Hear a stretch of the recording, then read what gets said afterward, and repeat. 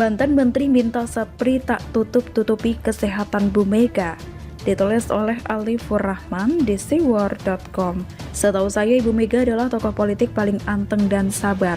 Difitnah apapun beliau jarang sekali menanggapi.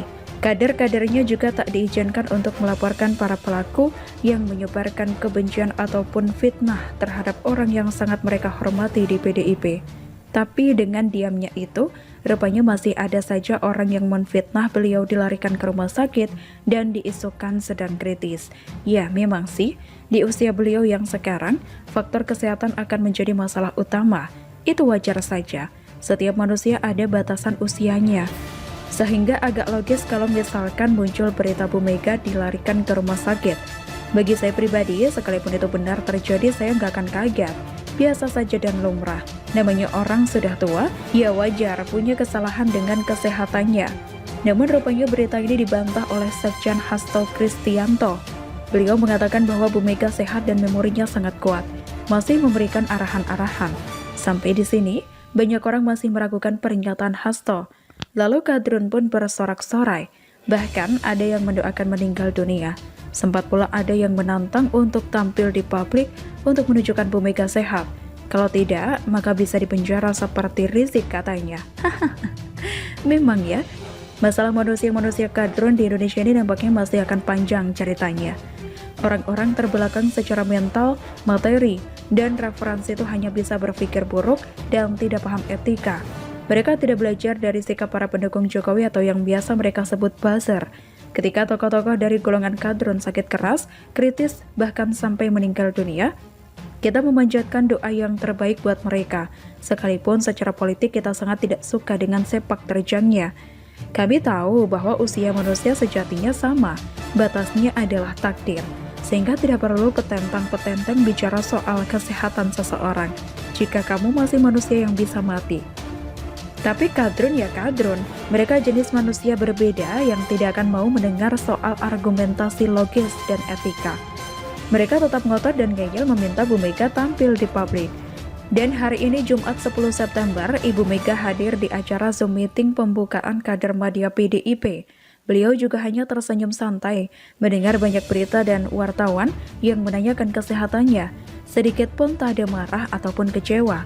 Pembawaannya santai seperti tak pernah ada apa-apa. Bu Mega juga bercerita bahwa ada salah seorang menteri di era Bu Mega yang bertanya kepada sekretaris pribadi Bu Mega dan meminta untuk tidak ditutup-tutupi.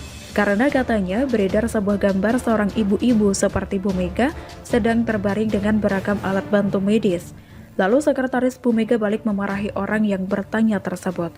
Dan karena tahu akan hal itu, Bu Mega malah menegur dan meminta sekretarisnya itu untuk tidak marah-marah. Kita ini kan ada yang punya, serahkan saja sama yang punya. Kalau mereka sendiri mungkin lupa sampai bisa membuat hoax berlebihan. Ujar Bu Mega dalam Zoom meeting siang tadi. Saya yang tadi sempat melihat Zoom meeting itu pun cukup terkejut. Terlihat jelas Hasto cukup emosional dan menyampaikan pidatonya yang membantah isu hoax terkait Bu Mega. Bahkan katanya juga setengah membujuk agar Bu Mega mau tampil hari ini untuk membantah hoax tersebut. Karena pada awalnya Bu Mega tidak mau memikirkan hoax itu, toh sudah biasa beliau mendapat fitnah. Tapi Bu Mega masih terlihat sangat santai, senyum, dan tenang menyampaikan pidatonya, seperti biasa. Setelah semua ini clear, yang menjadi pertanyaan adalah apa motif pelaku penyebar hoax Bu Mega sakit? Apakah ada muatan politik? Ataukah sekedar iseng belaka? Sayangnya, kita tak akan pernah bisa mengetahui siapa pelakunya, karena sekali lagi Bu Mega menganggap ini hal biasa saja dan tidak perlu diperpanjang.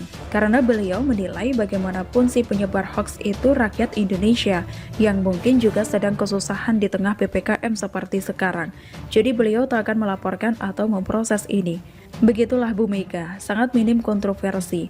Bahkan saat orang lain menghina dan menfitnahnya, stok maafnya tak pernah kehabisan. Semuanya beliau maafkan. Begitulah kura-kura. Usaha Jokowi sentil Gubernur Tambeng, ditulis oleh Anto Cahaya di siwar.com. Perlu diketahui sepanjang tahun 2020, di tengah pandemi yang belit negeri tercinta Indonesia, usaha pemerintahan Jokowi patut diapresiasi. Pasalnya, kendati sedang terbilang sulit, Jokowi bersama jajarannya tetap smart, mengkalkulasi secara cermat. Pembangunan secara fisik yang sudah dicanangkan tetap jalan sampai hari ini. Terkait mengatasi pandemi bisa dibilang jauh lebih baik dibanding negara lain. Bahkan, Malaysia dan Filipina saja sampai terheran-heran dibuatnya. Sampai akhirnya mereka meniru cara Jokowi mengatasi pandemi dengan 270,20 juta jiwanya tersebut. Pandemi COVID-19 tidak bisa dipungkiri memberi dampak negatif bagi nyaris seluruh sektor yang ada. Meski begitu, beberapa proyek strategis nasional atau PSN berhasil dirampungkan selama masa pandemi ini. Sepanjang 2020 ini, pemerintahan Presiden Joko Widodo mampu menyelesaikan sekitar 11 PSN dari total target yang tertuang dalam Perpres nomor 109 tahun 2020. Sederet mega proyek sepanjang tahun 2020 yang sukses diresmikan, antara lain Jalan Tol Pandaan Malang, Jawa Timur, nilai investasi 5,97 triliun, Jalan Tol Pekanbaru Kandis Dumai atau Tol Permai, nilai investasi 16,21 triliun, Bandar Udara Baru Yogyakarta Kulon Progo, nilai investasi 6,98 triliun, Light Rail Transit atau LRT, Provinsi Sumatera Selatan atau Metro Palembang, nilai investasi 12,5 triliun. Kawasan Industri Ketapang nilai investasi 6 triliun. Kawasan Industri Konawe nilai investasi 67,5 triliun. Kawasan Industri Wilmar Serang nilai investasi 7 triliun. Sistem penyediaan alat minum atau SPAM Kota Bandar Lampung nilai investasi 1,1 triliun. Jalan Tol Krian, Legunde, Bundar, Manyar, nilai investasi 12,22 triliun. Bendungan Tukul Jawa Timur nilai investasi 673,9 miliar. Bendungan Tapin, Kalimantan Selatan, nilai investasi 869,9 miliar.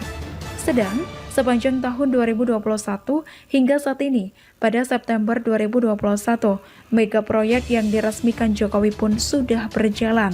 Menteri Pekerjaan Umum dan Perumahan Rakyat atau PUPR Basuki Hadi Mulyono mengatakan, terdapat sejumlah peluang investasi pembangunan infrastruktur pada tahun 2021.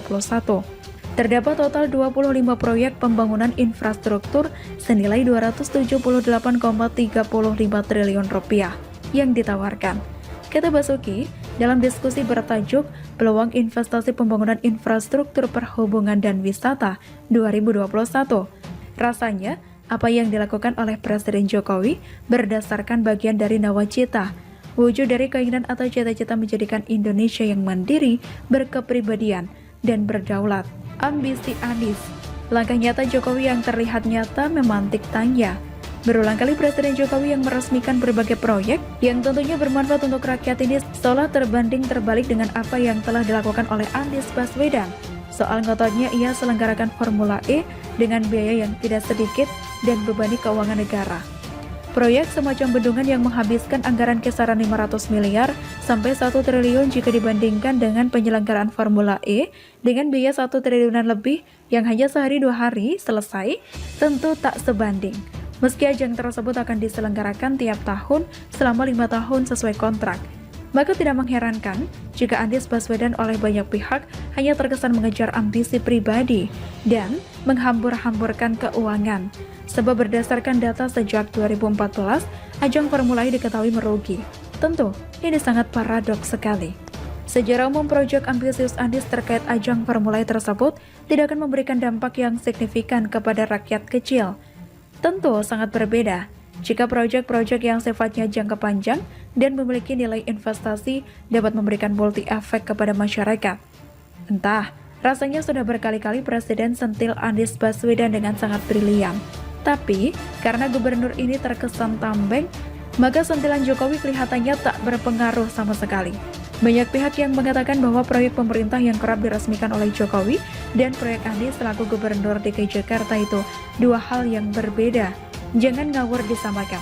Bagi saya ya tentu saja berbeda. Yang satu untuk rakyat, sedang satunya untuk ambisi secara pribadi untuk pencitraan. Keduanya sama-sama menggunakan anggaran, bukan? Yang pemerintah pusat ada yang dari kas negara, juga APBN, sedang DKI Jakarta dari APBD. Lantas, apa yang membedakan? Bukankah muaranya itu duit rakyat? Jadi, kendati studi kelayakan sebuah proyek dilakukan sebelum ketok palu, tapi tentu saja juga melihat landscape di masa yang akan datang. Jangan hanya karena pencitraan, kemudian memaksakan kehendak. Saya kira rakyat di era sekarang jauh lebih cerdas dan juga paham maksud dan tujuan para pemangku kebijakan di balik proyek-proyek ambisius mereka. Bagaimana menurut Anda?